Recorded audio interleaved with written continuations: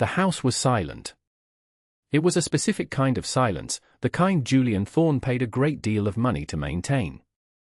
It was the silence of thick walls and thicker carpets, of staff who moved like ghosts and spoke only when spoken to. It was the silence of power, heavy and absolute, settling over the polished mahogany and muted colors of his vast, empty home.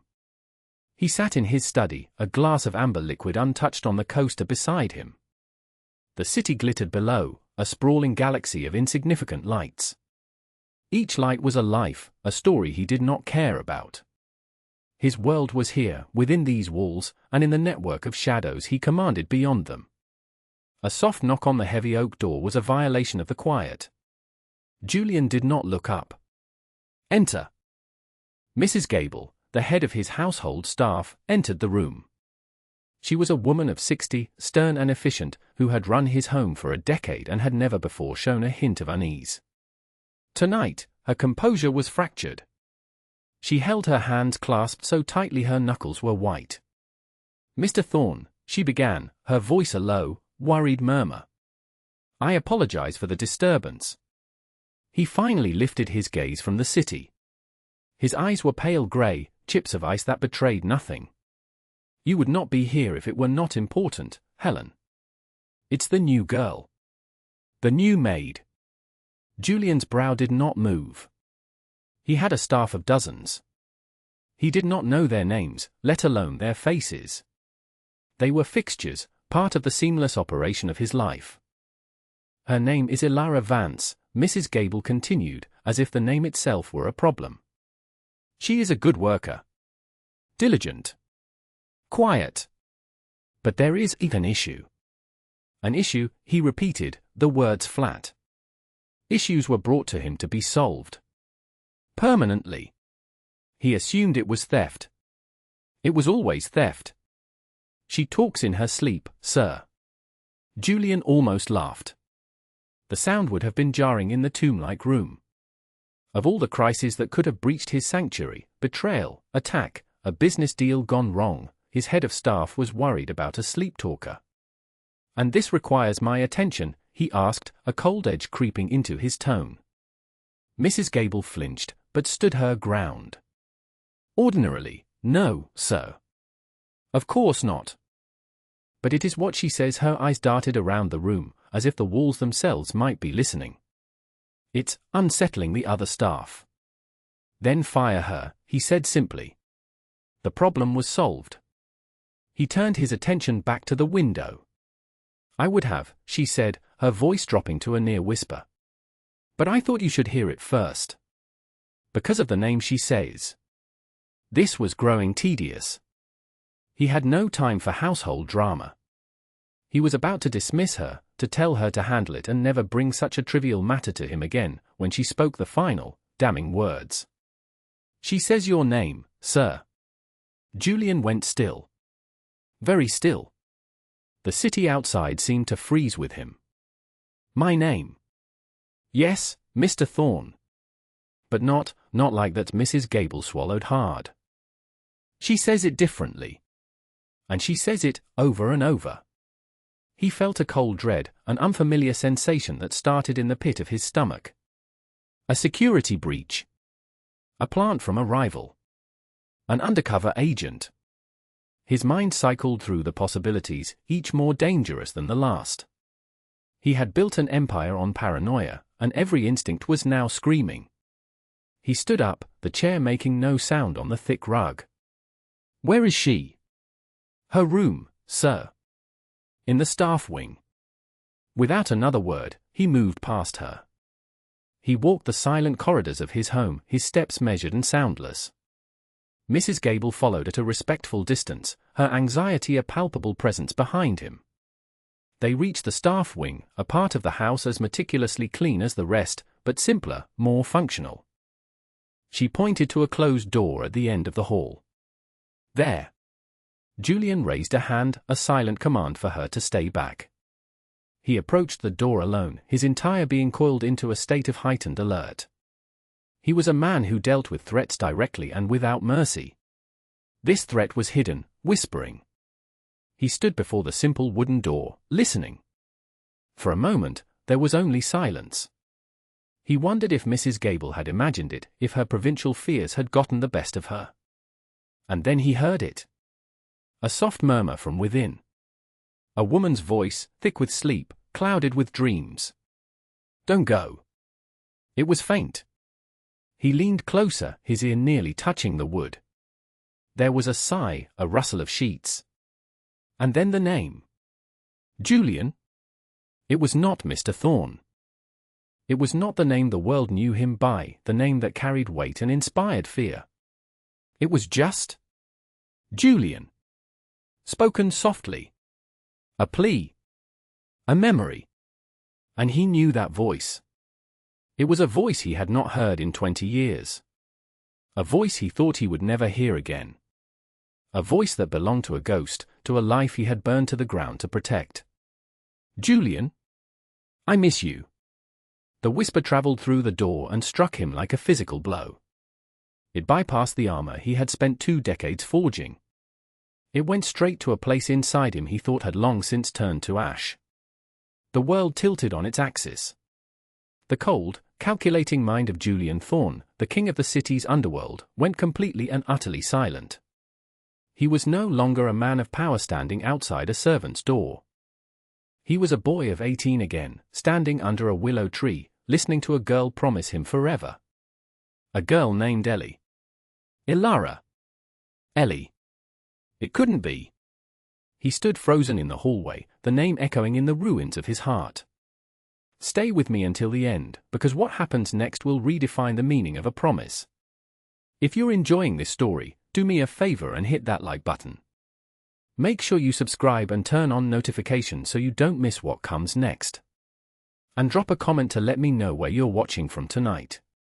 I read every single one. Now, let's get back to it. Julian Thorne was not his birth name. It was a name he had chosen, forged in the crucible of his ambition and survival. He had built it, brick by bloody brick, into a fortress. The name Julian Thorne meant order in a world of chaos. It meant promises kept and debts collected. It meant fear, but it also meant a strange, brutal kind of respect. His territory was the city's beating, hidden heart. He controlled the docks, the unions, the quiet flow of goods that the official world pretended not to see. He was not a gangster in the traditional sense. He saw himself as a businessman whose commodities were simply less legal than others. His organization was run with corporate efficiency and military discipline. There were rules.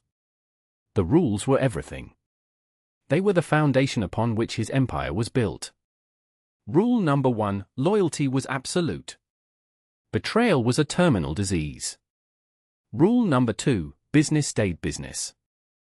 Emotion was a liability, a cancer that could rot an enterprise from the inside out. But the most important rule, the one he enforced with a chilling finality, was rule number 3, innocents were off limits. The civilians, the people who lived their lives outside his world, were to be left untouched. You did not prey on the weak. You did not bring trouble to the doorsteps of those who had no part in the game. To violate that rule was to sign your own death warrant. This code was not born of morality. It was born of pragmatism. And memory. He had come from nothing. A boy named Julian came from the grimy, forgotten streets of the Warrens. He had known hunger. He had known helplessness. And he had known love.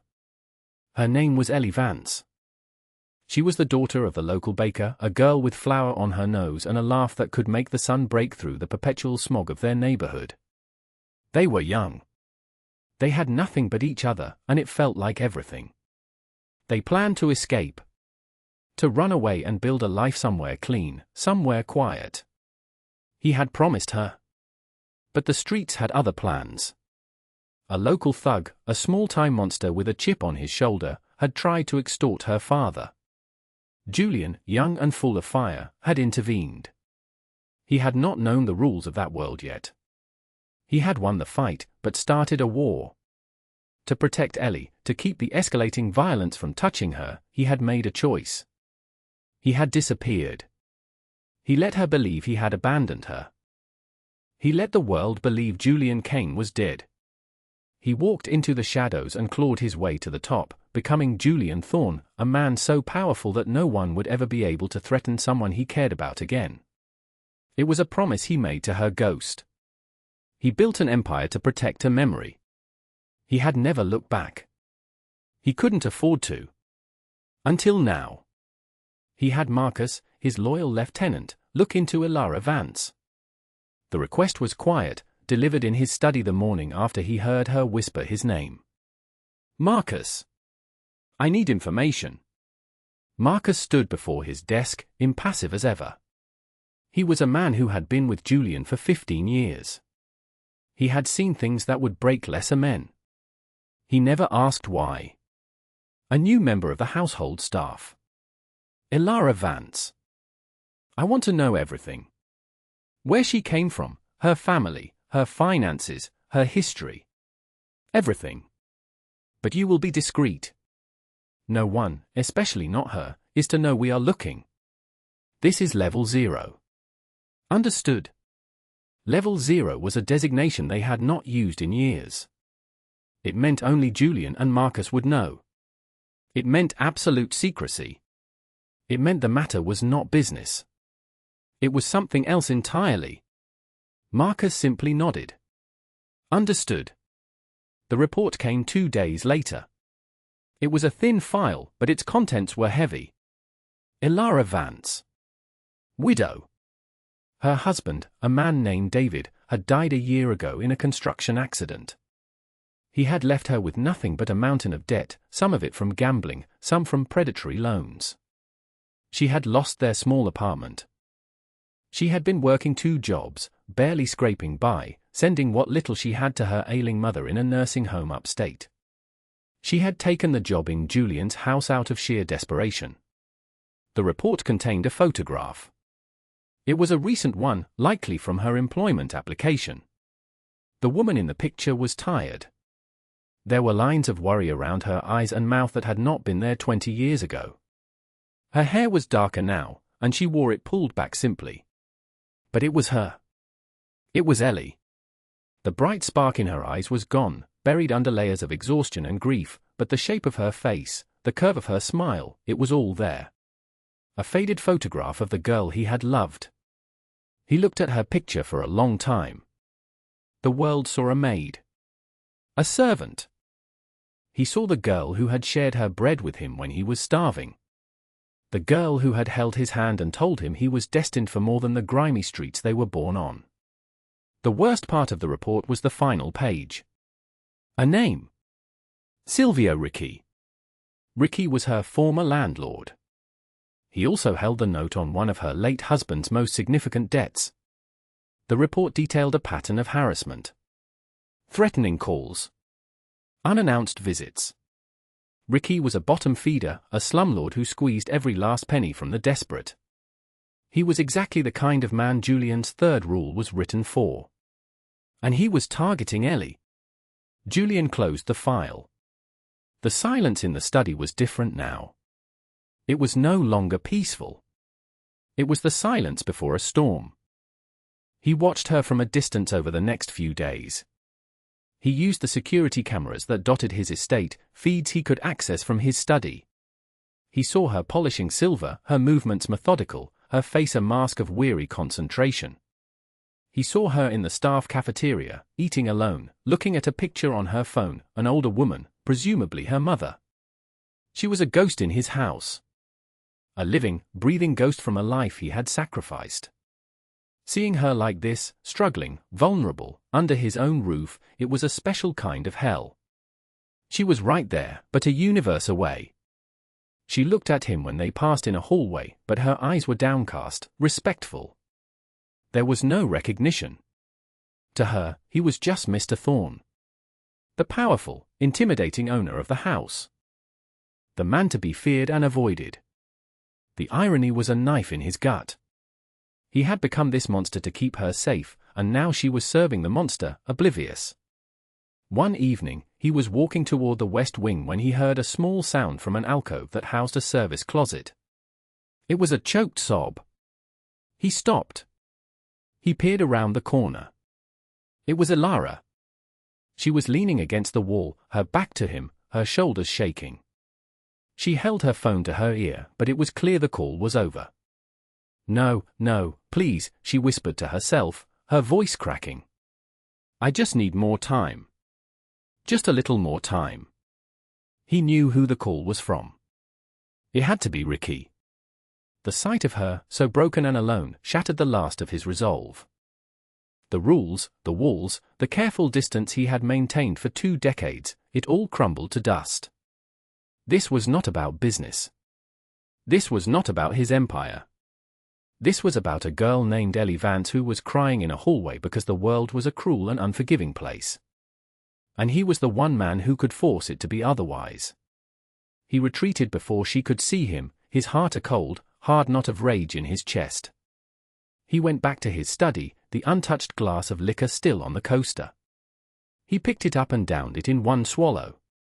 The fire burned a path down his throat, but it did nothing to quell the ice-cold fury settling in his soul. He remembered a promise made under a willow tree. I'll always protect you, Ellie. Always. It was a promise he had broken by leaving. It was a promise he was about to keep. He sat at his desk, the city lights mocking him with their indifference. For 20 years, Julian Thorne had been a name, a symbol, an entity. His personal feelings were irrelevant. He had buried Julian Kane so deep, he sometimes forgot he ever existed. But hearing her voice, seeing her pain, had been like an excavation. It dug past the layers of steel and stone he had built around his heart and hit something raw. Something that still bled. His internal conflict was a silent, brutal war. One part of him, the cold, pragmatic ruler of his empire, screamed at the risk. Getting involved personally was a violation of his most fundamental principles. Emotion was a weakness. Attachments were leverage for his enemies.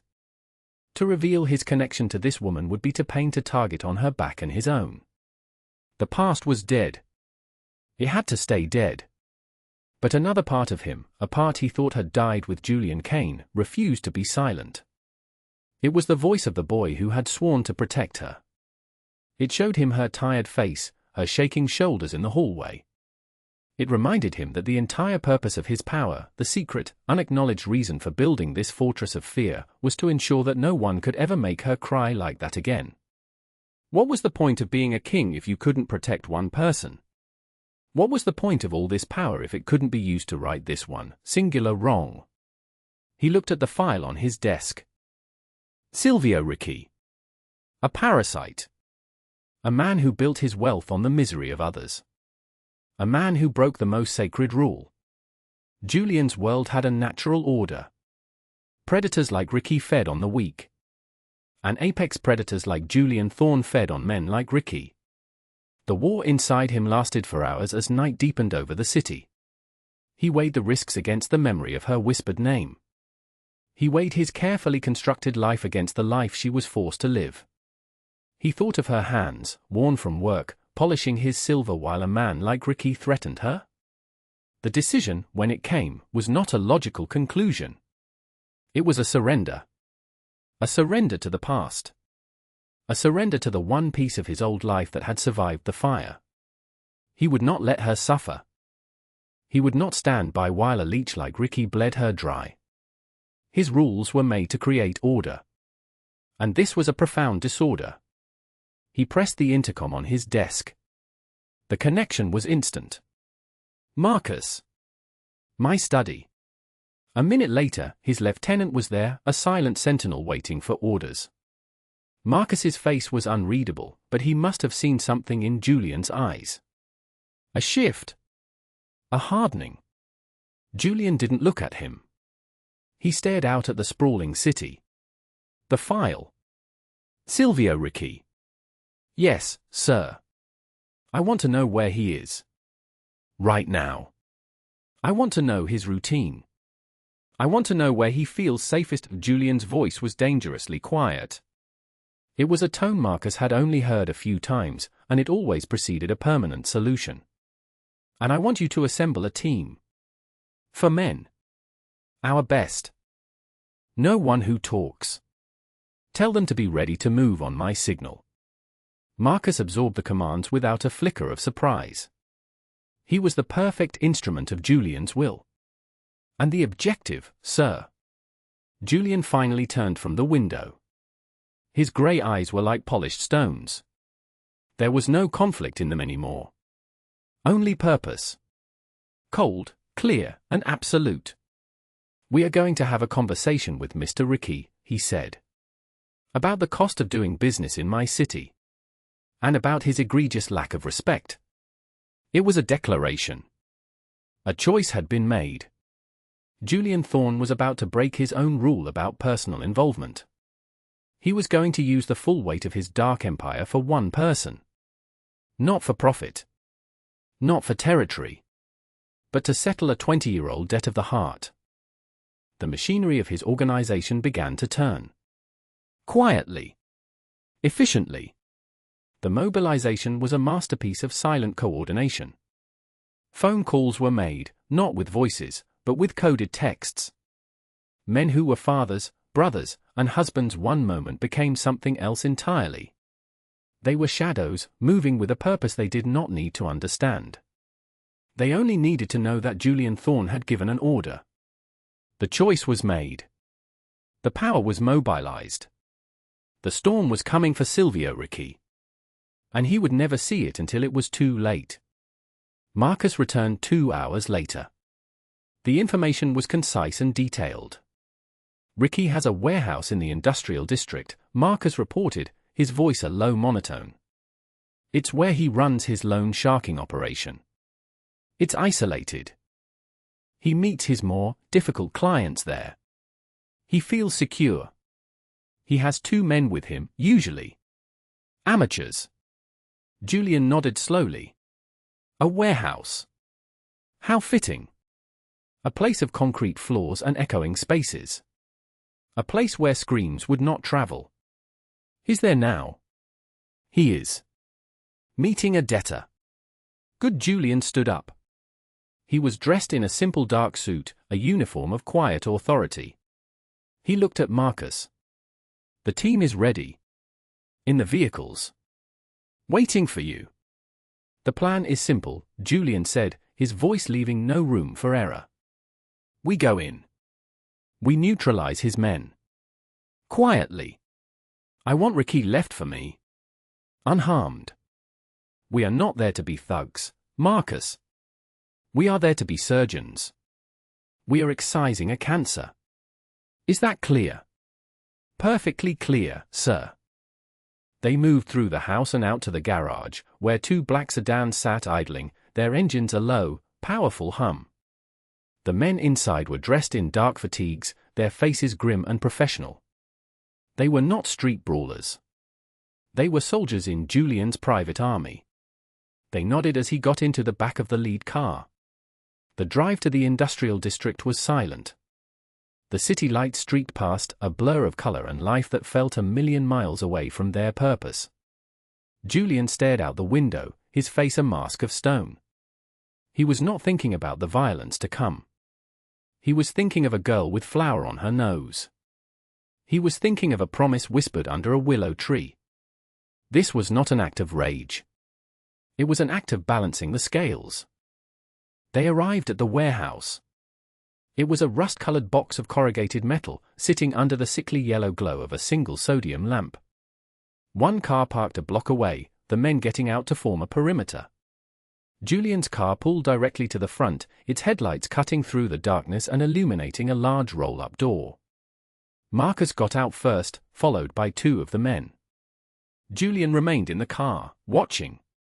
His team moved with a fluid, predatory grace. They bypassed the main door, finding a smaller service entrance on the side. There was a brief, almost inaudible click as the lock was picked. The door swung open into darkness.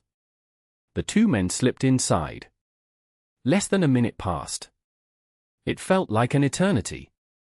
The silence was broken by 2 soft, muffled thuds. Then, Marcus's voice came through Julian's earpiece. "Clear." Julian got out of the car. He adjusted his suit jacket and walked calmly toward the service door. The air inside the warehouse was cold and smelled of dust and stale oil. It was a vast, cavernous space, mostly empty save for a small, brightly lit area in the center. There, a cheap metal desk and a few chairs were set up. A man was tied to one of the chairs, a gag in his mouth, his eyes wide with terror. This was the debtor. Julian's men were already cutting him loose. One of them pressed a roll of cash into his hand and pointed toward the door. The man scrambled away, disappearing into the night without a backward glance. Ricky's 2 bodyguards were on the floor nearby, unconscious but breathing. They had been dispatched with surgical precision, no mess, no fuss. And then there was Silvio Ricky. He stood behind the desk, his bravado having evaporated into pure, primal fear. He was a man in his 50s, overweight, with a cheap suit and desperation sweating from his pores. He stared at Julian as if he were seeing a ghost. He knew who Julian was. Everyone in their world knew.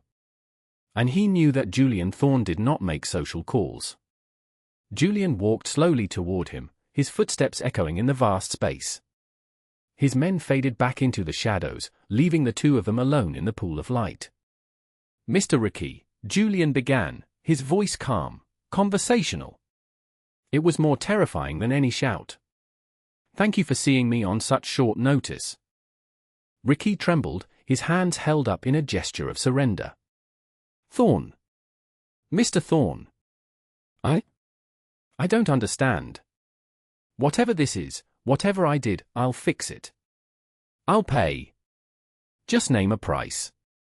Julian stopped on the other side of the desk. He looked down at the scattered papers. Loan agreements. Intimidation notes. The architecture of misery. "There is no price," Julian said softly. "This is not a negotiation. This is an education." He picked up a piece of paper. It was Ilara's file. Her name was at the top. "You see, in my city, we have rules. They are what separate us from animals. Rules about territory. Rules about business. But the most important rule is about people." He looked up from the paper and his eyes locked with Ricky's. The slumlord visibly shrank under his gaze. "You don't prey on the vulnerable," Julian continued, his voice dropping even lower. "You don't harass women. You don't build your life on the backs of the broken. It's a matter of honor. Something you clearly know nothing about." Ricky started to stammer. "The woman. Vance. It was just business. Her husband owed me money. I was just collecting what was mine." "What was yours?" Julian's voice was laced with ice. "You think your greed gives you the right to terrorize her? To make her cry in hallways and fear the sound of a telephone? You think that's just business?" He slowly circled the desk, his movements deliberate, like a shark circling its prey. Ricky scrambled backward until his back hit a metal support beam. "Let me tell you about that woman," Julian said, stopping directly in front of him. "That woman works an honest day for an honest wage. She cares for her sick mother. She has more honor and dignity in her little finger than you have in your entire pathetic life. People like her are not part of our world. They are to be left alone. They are to be protected." Ricky's face was slick with sweat. "Protected? By who?" "She's nobody." Julian leaned in close, his voice a lethal whisper. "She is protected by me." The realization dawned on Ricky's face, followed swiftly by utter despair. It wasn't a business dispute. It was personal.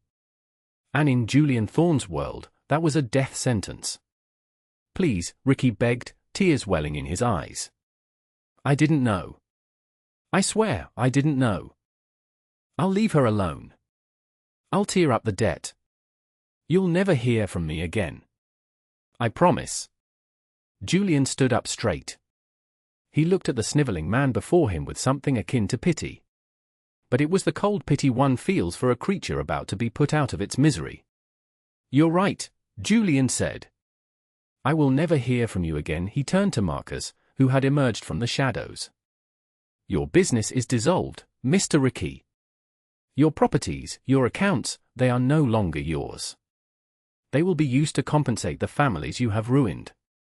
As for you—" He paused, letting the silence stretch. "You will be leaving the city. Tonight. And you will never come back. If I ever hear your name again, in any context, our next conversation will be much shorter." He gave a slight nod to his men. They moved in, efficient and silent. They took Ricky, who was now sobbing uncontrollably, and escorted him out of the warehouse. His departure would be arranged. Permanent. The threat was gone. The account was settled. Julian stood alone in the center of the warehouse, the single file with Ilara's name still in his hand. He had broken his rules. He had waged a personal war. And in the cold, dusty silence, he felt something he hadn't felt in 20 years. Not victory. Not satisfaction. But peace. The aftermath was handled with the same quiet efficiency. Silvio Ricci vanished from the city's landscape. His small, predatory empire was dismantled overnight.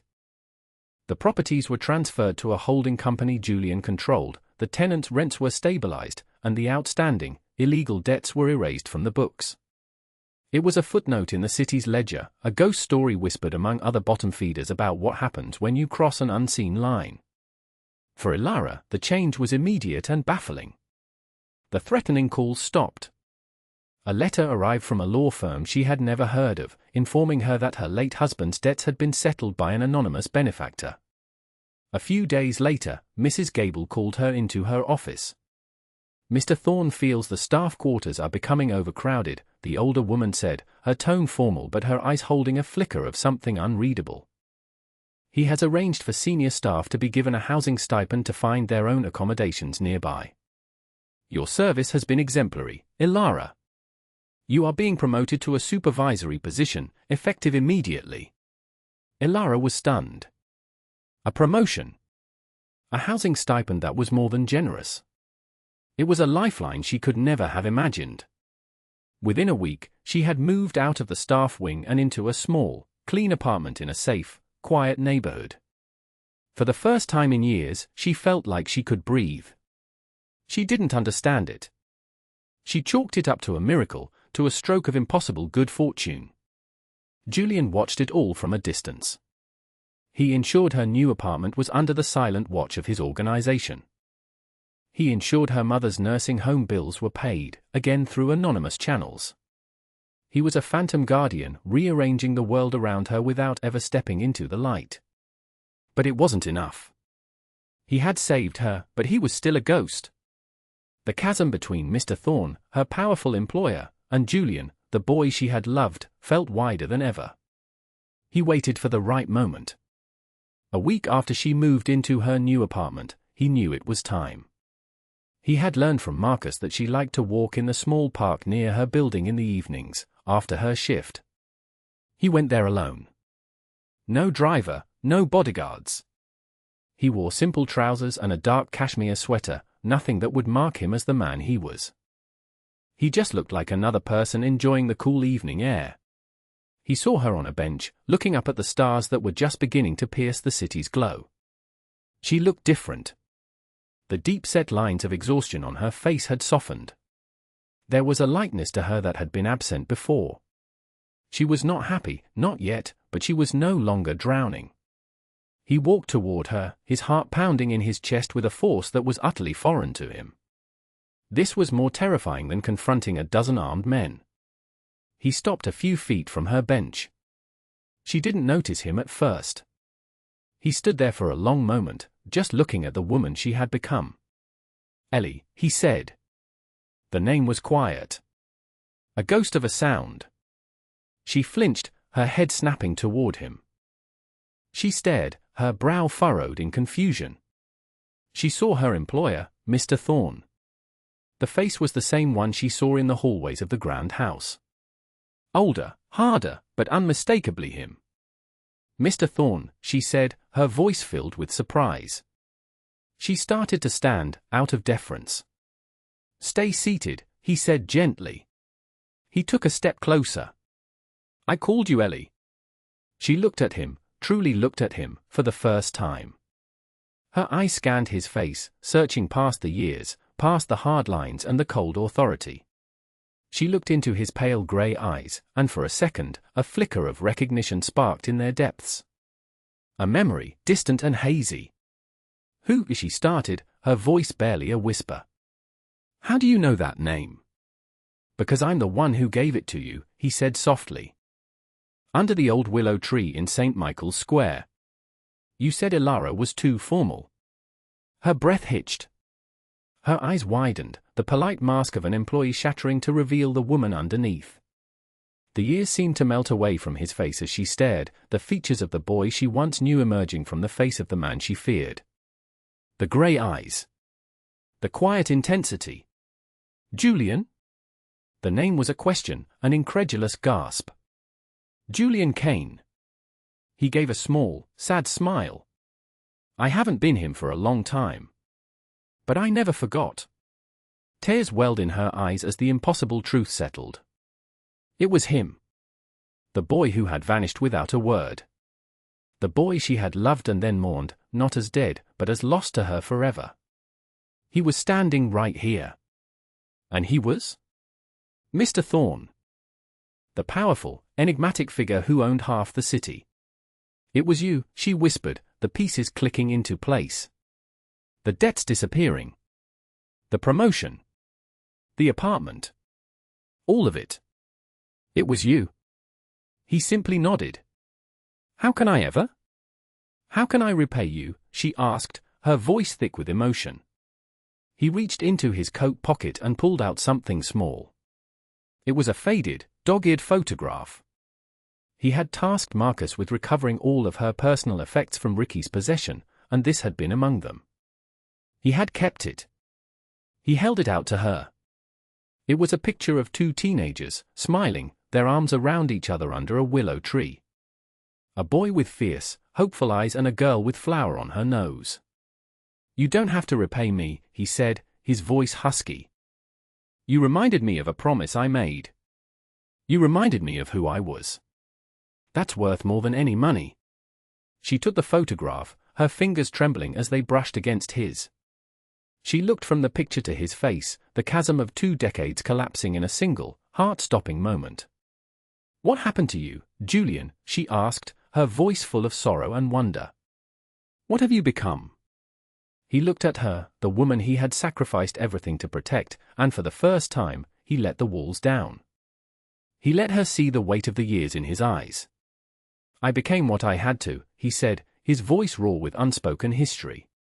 "To make sure no one could ever hurt you again. But I never forgot who I was with you." He reached into his other pocket and pulled out a simple, elegant business card. It was blank except for a single phone number.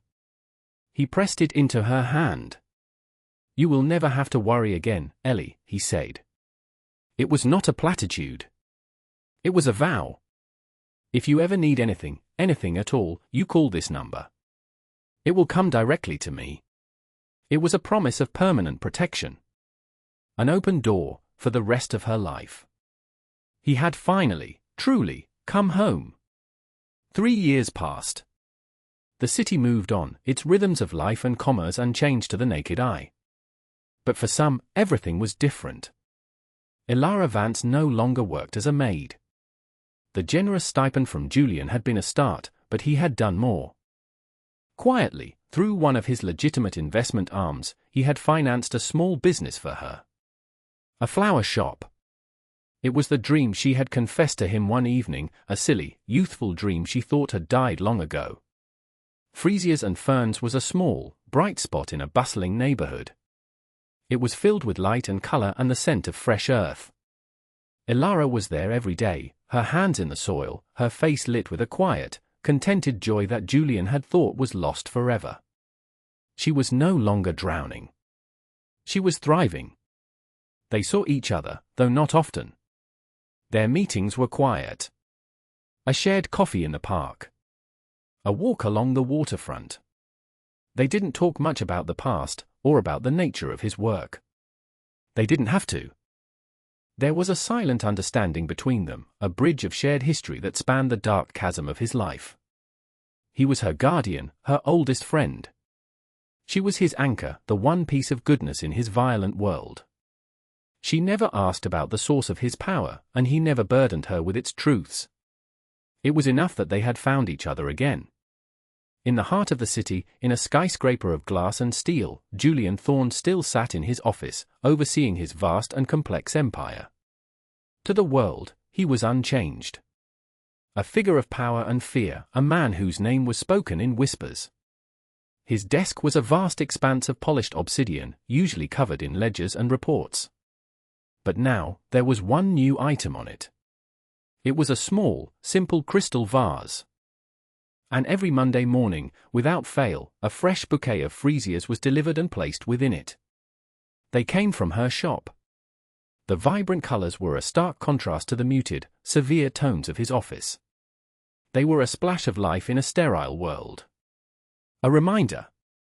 His lieutenant, Marcus, who had seen everything, never commented on the flowers. But he saw them.